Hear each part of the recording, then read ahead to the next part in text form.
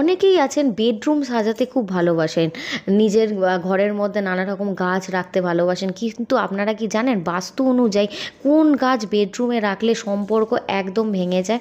সেটাই আজকে আমি বলবো এই ভিডিওতে। তার আগে আমার এই চ্যানেলটিকে কিন্তু অবশ্যই সাবস্ক্রাইব করবেন, আর তার সাথে সাথে ভিডিওটি ভালো লাগলে অবশ্যই লাইক আর শেয়ার করতে ভুলবেন। আর আমাকে কমেন্টে জানান আপনারাও বেডরুমে কি এই গাছগুলো রাখেন।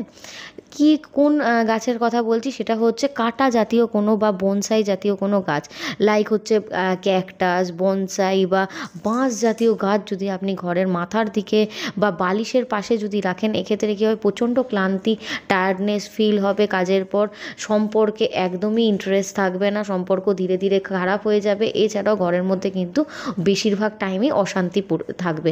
তাই জন্য এরকম ধরনের নেগেটিভ এনার্জি যদি আপনি না চান নিজের জীবনে, অবশ্যই এই গাছগুলোকে ঘর থেকে সরিয়ে দিন।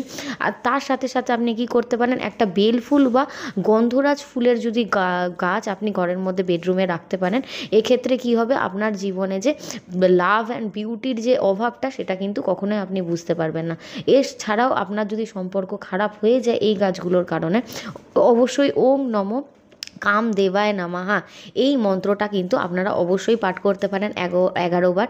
এতে আপনাদের সম্পর্কে যদি ভাঙন ধরেও থাকে সেটা ধীরে ধীরে ঠিক হয়ে যাবে। তাই জন্য আমাকে কমেন্টে জানাতে একদমই ভুলবেন না।